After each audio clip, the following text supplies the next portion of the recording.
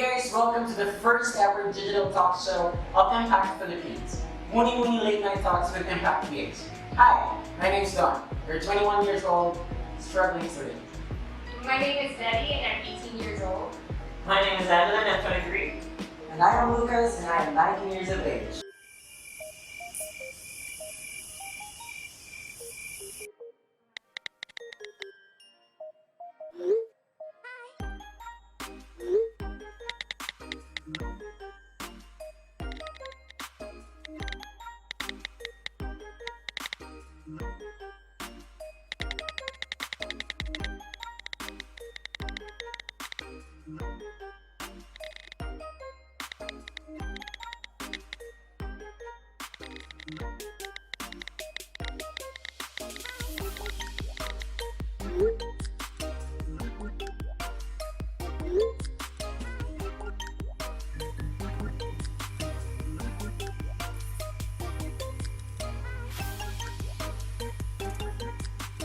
Okay, so it's almost 5 months since this global pandemic began. Yes. So our travel goals, our Samgyo, and our drinks sa shala clubs have all been put to kumag-okay na din natin ganun, right? Yes, and not only with friends, no, it also poses like a challenge to people who are in a relationship, to couples, like how they would keep up the spark and excitement in their relationship. And that's exactly what we're going to talk about tonight. Love in the midst of a pandemic. Adapting to Sternberg's triangular theory for love, discussing concepts about intimacy, passion, and commitment as vital factors in relationships. With love being so subjective, we have a lot of pictures and perspectives regarding it. The main question here is, for you, what is love? For me, like what is love? Love for me is, something super passionate. Something that you're super passionate about, something so big that you're attracted to, something that you're willing to give your effort to it. It's kind of like so big. How big is it? Okay, well for me, love is, it's hard to define. It's just not with relationships, it's with families, friends, with people, even with yourself. So, since we're talking about relationships, for me, love is first learning how to love yourself, as cliche as it sounds, giving time for you to build yourself, creating yourself as an individual, and giving the same space to your partner para you grow together while still having each other's backs. That's what love for me is. Yeah, I second that one. So speaking of relationships, I'm pretty sure isa desaton or dua desaton are already in a relationship. That's not me for sure. So You're talking about Napaka-plastic. Okay, seriously guys, it's within this room. Yeah. So speaking of relationships, it's like what I said earlier. Given this current pandemic right now, I'm pretty sure na long distance relationship ka mo sa iyong partner. So how do you deal with intimacy? Sa intimacy nga aspect with regard to long distance Well, relationship. tackling distance and love. I think distance was never an issue. When it comes to love, well, that's for me naman. Distance was never an issue because if you really love someone, you have that trust, you have that foundation in which distance is never an issue. So paano yung intimacy niyo? It's nice if we're doing great. Well,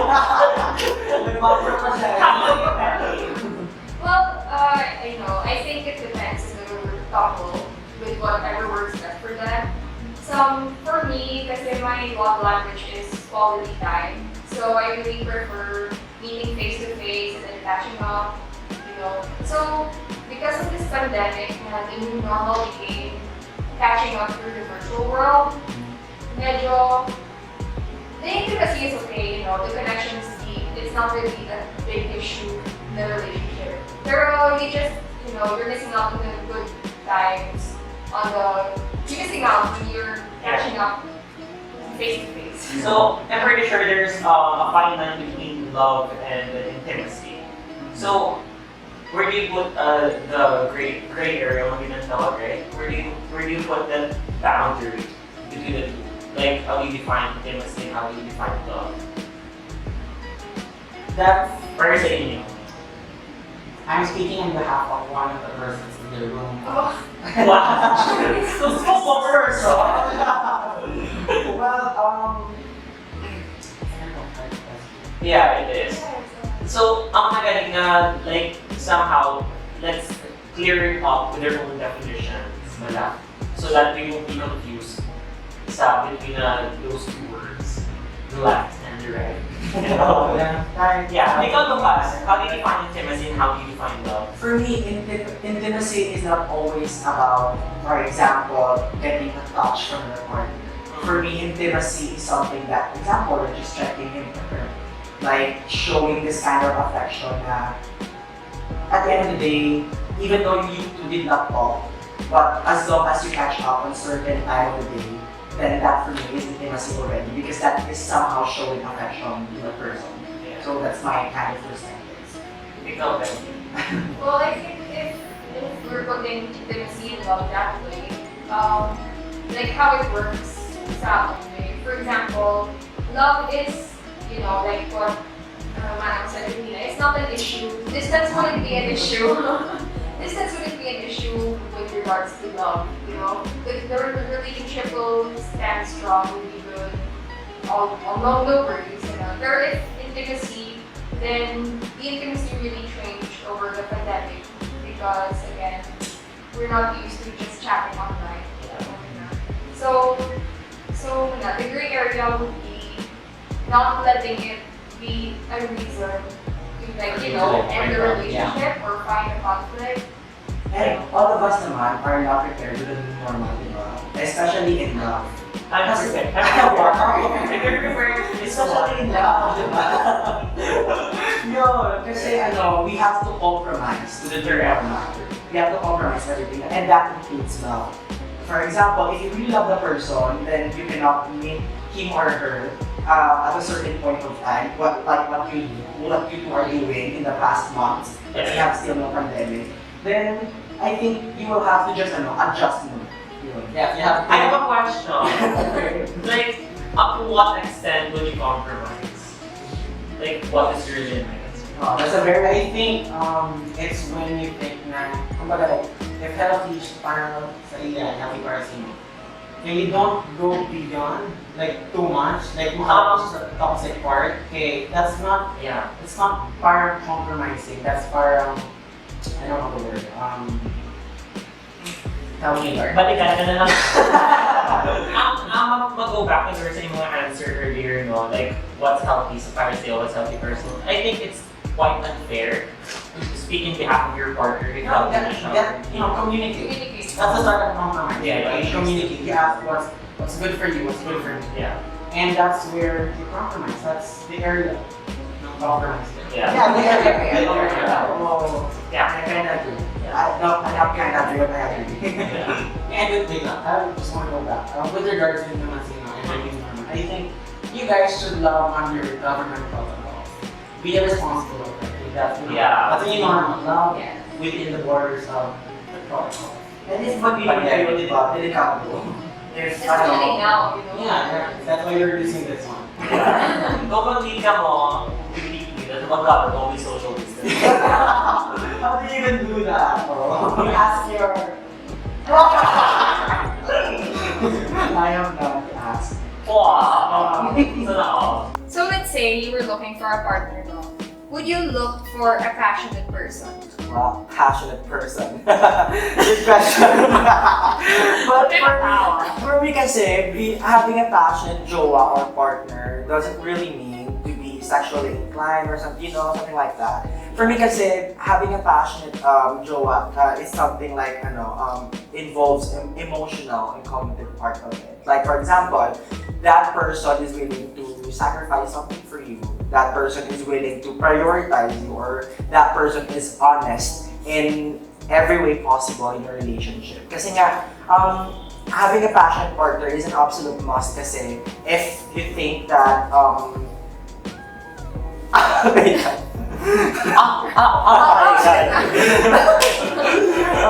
having a passionate partner as a whole is an absolute must because somehow it is giving you more hopes that relationship would last a lifetime. Because we're talking about passion and love. What do you think is passion for you?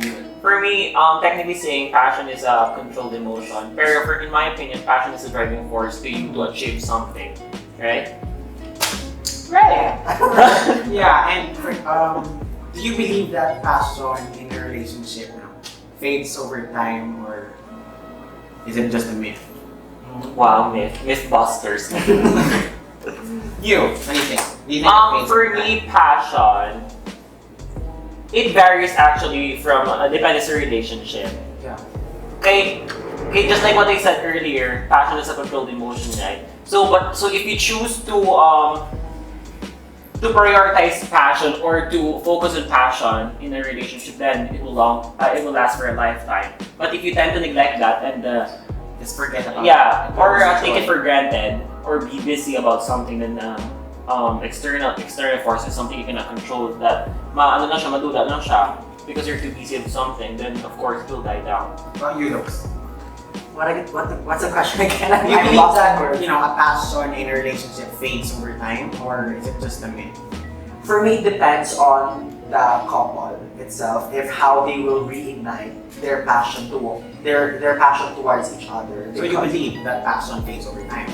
It could fade if both parties would not give so much effort to each other. Okay, you know what I mean? so let's say the passion was not reignited. Do you think it's a reason? It's a justification for cheating? Absolutely No. absolutely, because But contented. Have you been? Wala. No. Triggered No, ka. cheating. Triggered ka, sis. Yeah. It's never a justification. Yeah, for me, if you want to cheat, just end the relationship, period. Yes, or you can talk. Period. You can talk. You can talk about Talk about it. talk to that talk. Yeah. Yeah. You can communicate it with your partner. Yeah. Like everything can be done with communication. Yeah, exactly. unless there's no communication. Wow! May paana? Guilty. Wow! Wow! Thank you. Take it out! Grabe! Wow! Meron bang malaking budget yung iba? Kasi na I think there's something like What's this? Okay. Milk tea. 50% Thank you. sugar. Thank you! Thank you. Thank you! 감사합니다. Wow. This is brought to I you by... really tried. Pero going back to the topic. Wait lang. Akala niyo? I actually tried to plug it here and be like this. Stop talaga yung term. Hindi pwede sit. Same. Or store. Ganon.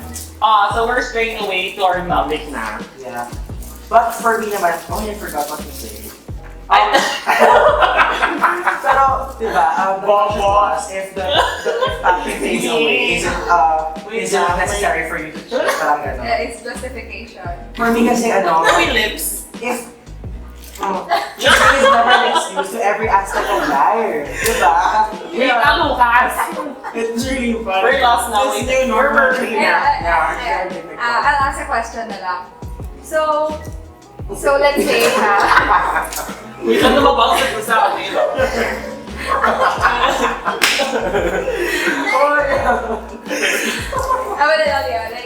what would be Tingnan mo. other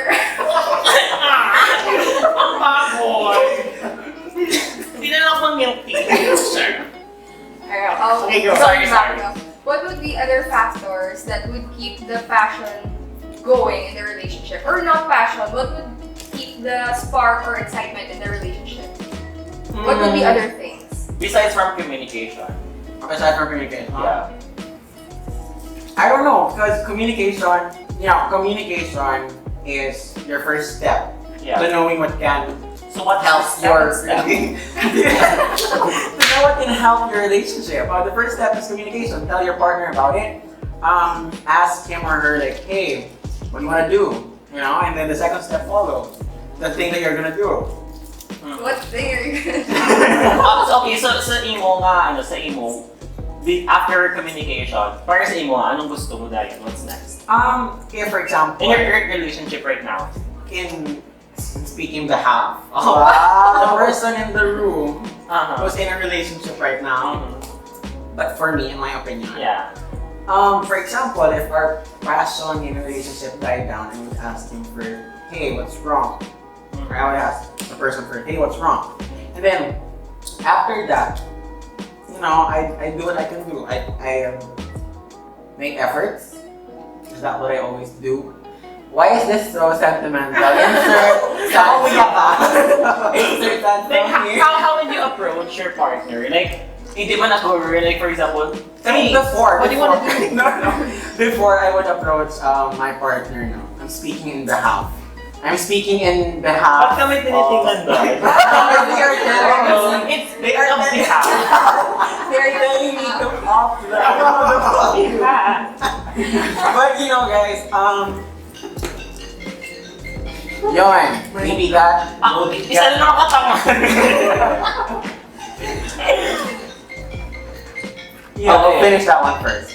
But guys, if for example my partner decided, eventually faded the passion out. I think that's wrong. If my partner's Eventually loses passion, passion. loses passion. After asking the person, I would also do my part. I would do efforts, this is To and from. to from by my partner. I would ask the person first, yun talaga, and then make effort to get the trust or whatever was lost in the relationship.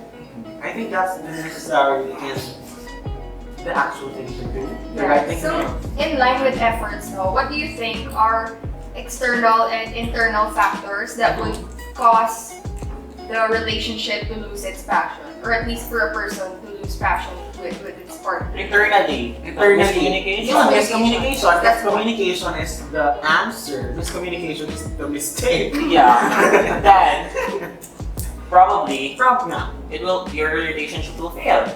Externally na naman speaking, there's a lot of factors naman. You can include family there. Yeah, family, finance. Society. Yeah. Like how society see your relationship. Especially for relationships that are girl to girl, boy to boy, the LGBT. Yeah. A lot of relationships like that fail because of, aside from they died down from passion, but because of the society tells them to, that's wrong, Yeah. Society standards. Yeah, since society's discrimination not only takes a toll on the couple, but also, like you as an individual, it would make you question your worth sometimes, diba? So maybe that would also be an effect to the relationship.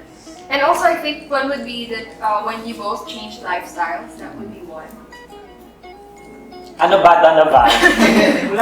So apart from that area right there. Ano, may sasabihin ba? No. So going back to your previous conversation earlier, like, may ara ba na relatable scenarios or events na makarelate ka sa questions kanina? About passion. Like, yung sa pag-die down ng passion. Sa inyong Kaya current mo yan, for relationship. sure. Sa current relationship nyo or sa previous relationships nyo. Ikaw, pila na years ang boyfriend mo ba? Well, 4 years na kami sa ako ni boyfriend, and I guess there would be instances you can say nga na do lang passion, but not in the sexual aspect.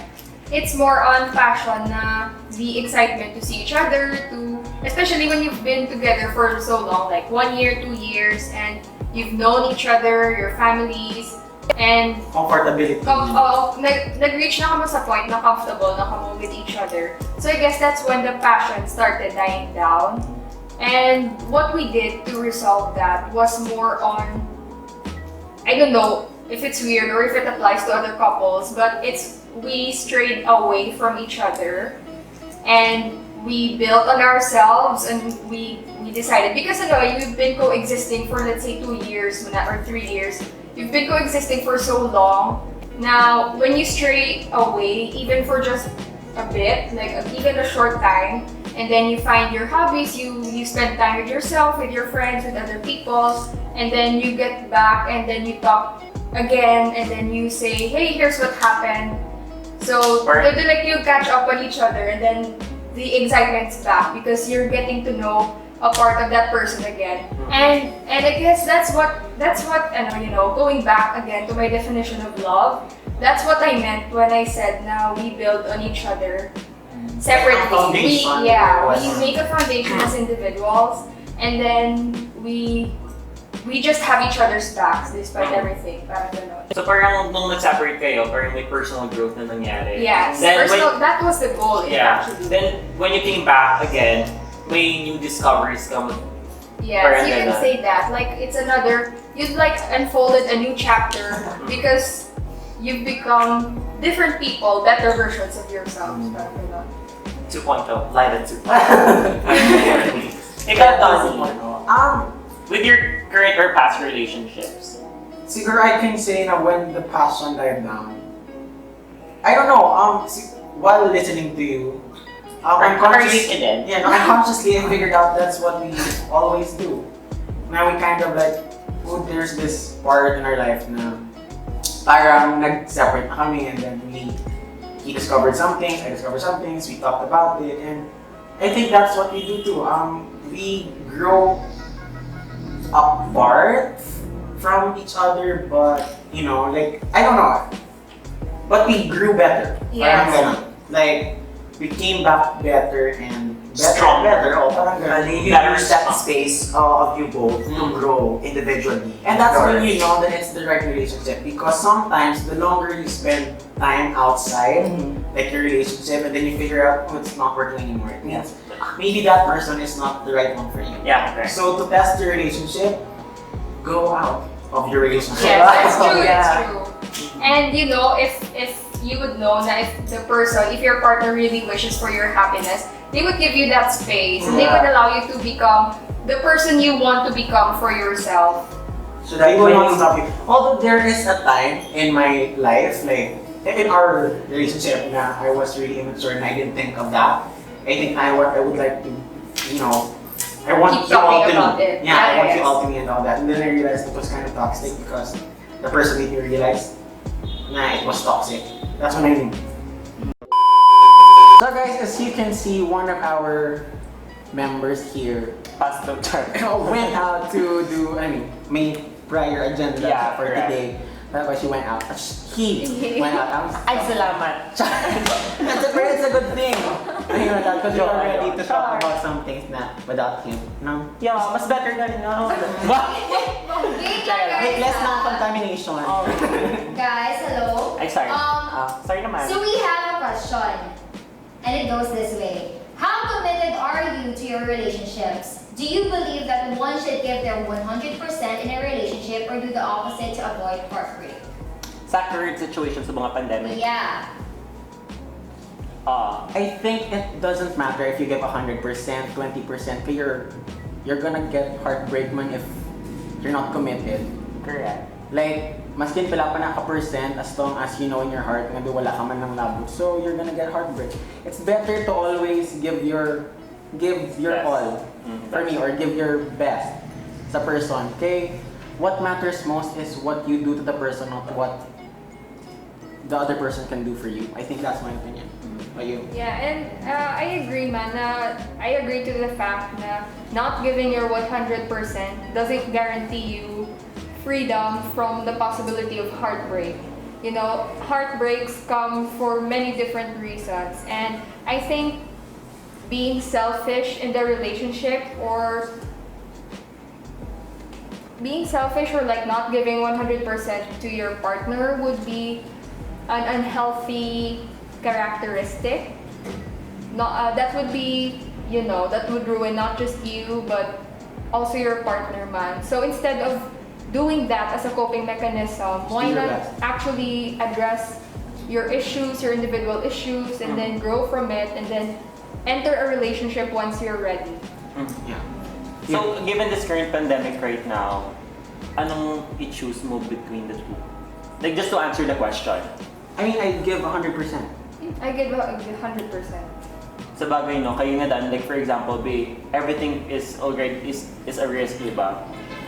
Yeah, and Di ba? Parang ganon. Kasi, everything is serious. Like for example, going out in your house, pag magtabo ka lang ganun, it's already a risk because there are chances na mabungguan ka, di ba? Yeah, so give your 100%. Yeah, always. Oh, yes. Give your 100% magtabo against the last answer, right? Or I mean, you just have to choose the person who's worth that kind of risk, di ba? Parang ganun, yes, we have that kind of fear, man, di ba, every day. But, though may nabasa ako galing na quote siya, but I don't know who said this quote, like, be afraid but still do it. Parang ganun, di ba? Next question.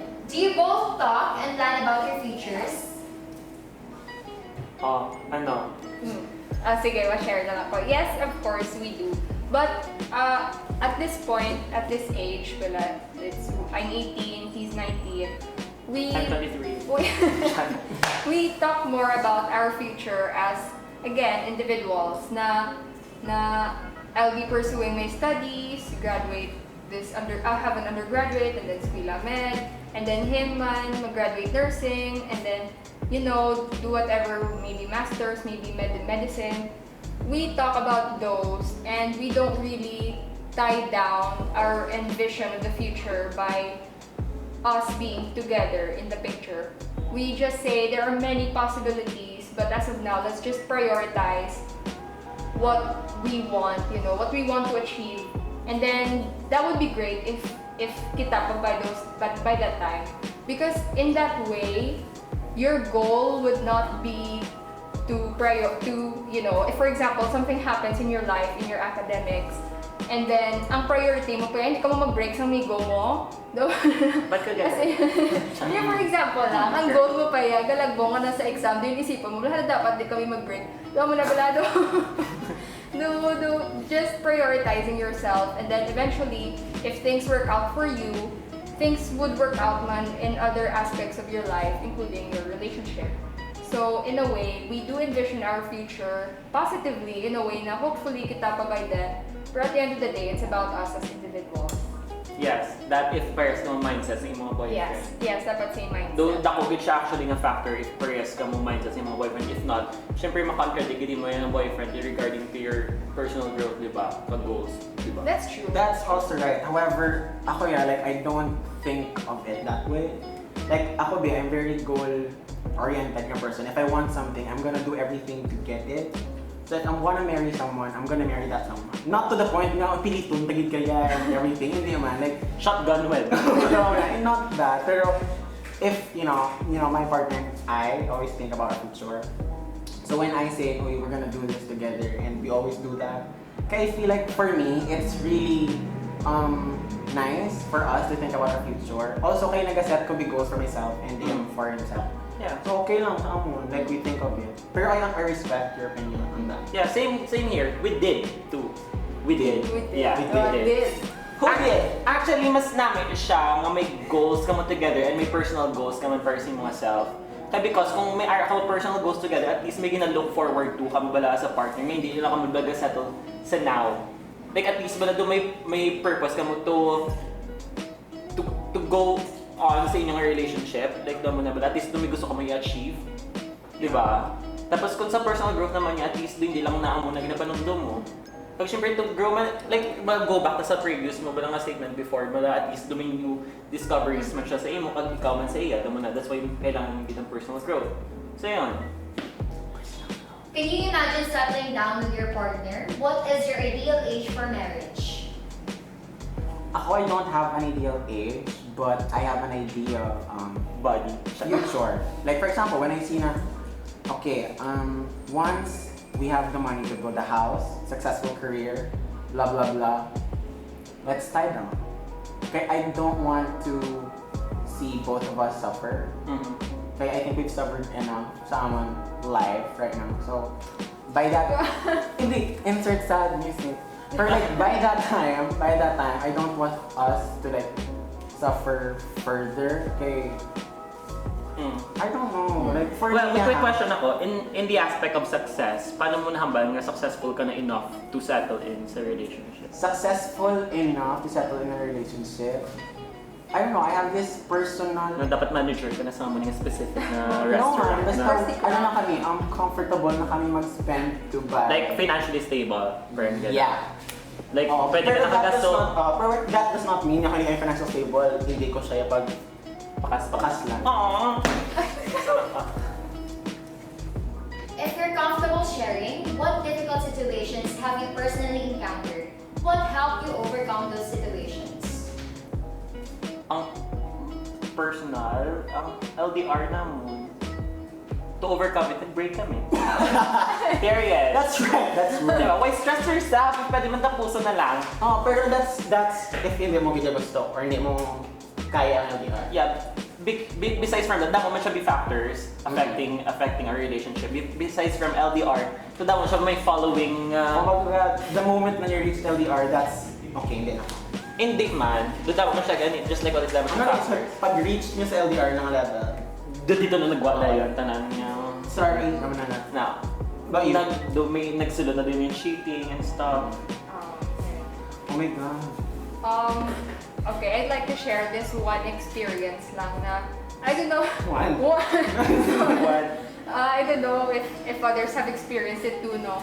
Pero this was during senior high, and again, di ba, 4 years na kami ng partner ko, so we became Too committed comfortable, yeah. during grade 10, and then during grade 12, there was this time na during the whole senior high daan, I was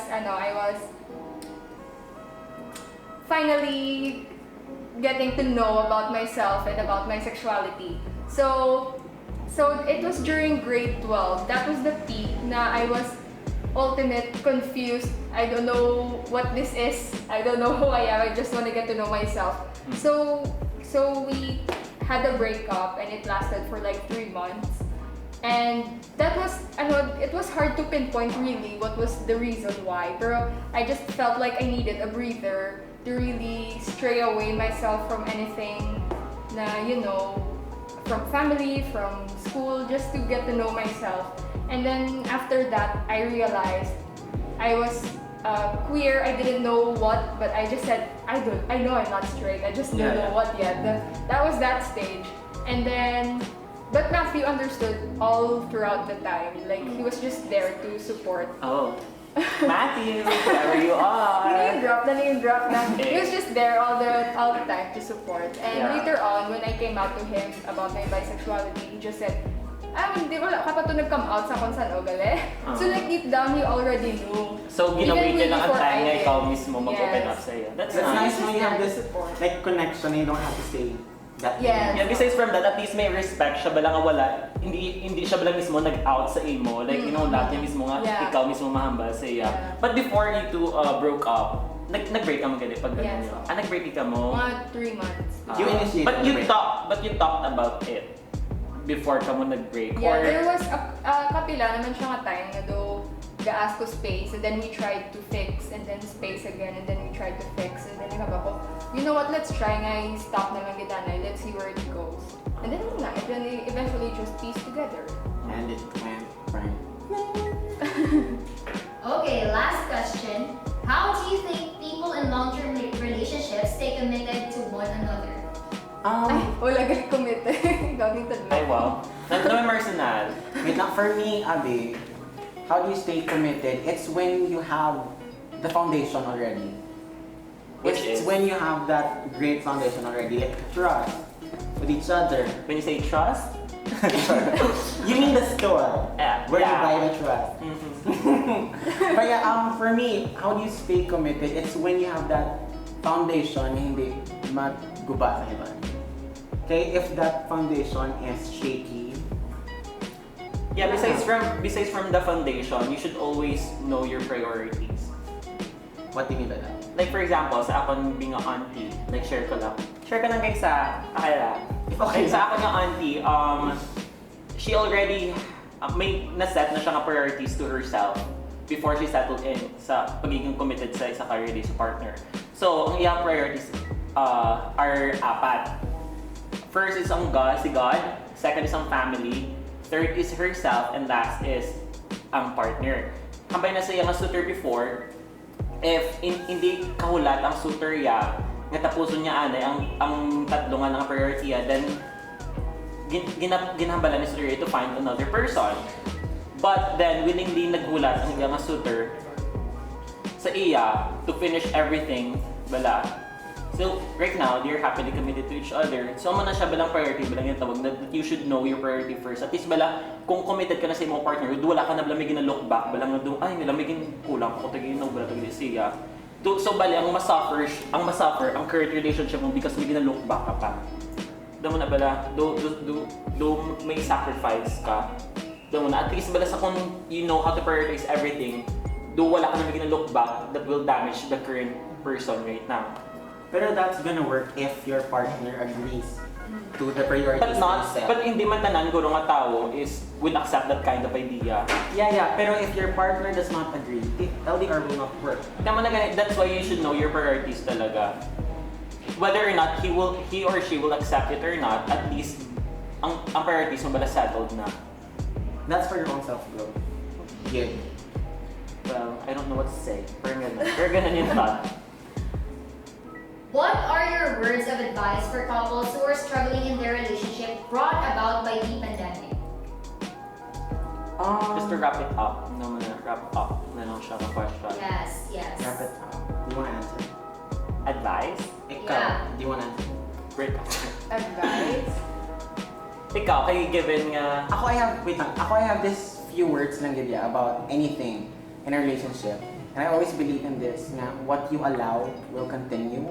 So if anything happens, like if anything is wrong, if anything is correct, if anything is shaky, if you allow it, it will continue. So if it's wrong and you allow it, it will continue. If it's right and you allow it, it will continue. That determines sa yourself if you let it, period. If you let it, period.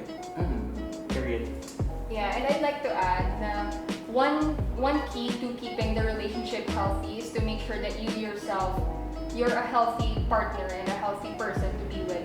So in this pandemic, I'd like to tell everyone to really prioritize yourself, your mental health, your whatever, this pandemic is taking a toll on everybody with each struggles of their own. So take time and take care of yourself, and then that way you can also take care of other people, especially your partner. Yeah. About you? Yeah, I totally agree to what she said earlier na personal growth actually gagawin mo sa kada tao. Sa Like context. may nga daan nga ang iba hindi nag-focus sila sa iba niya tao bago nila ma-realize na kulang sila ganun sa personal growth. May man sa personal growth sila that they tend to forget the people around them. So you just have to choose between the two. Because you cannot go to the same river twice. Basta may mama na siyang quote. Like, ano na ganun nga quote? You cannot go in the same river twice. Hindi, pero may English na siya mo. Do not drive the same river. Parang Yes. parang, basta, Not rivers. maka-flow ka lang sa isa ka river, bala. Like, you just have to choose which river you are going to. Sa Tagalog, huwag mamangka sa dalawa kasi magmamangka na. Basta sa dalawa. Basta ganun niya. You just have to choose between the two kung ano siya ang gusto mo as a person, because at the end of the day, Don't. kung magpuli kasi inyo ba like, kung mag-look in front of the mirror, you will ask yourself, did I regret doing this? Parang ganun ba? And that's a wrap, everyone. Once again, my name is Angelo. And I am Lucas. My name's Don. My name is Betty. And we are Impact.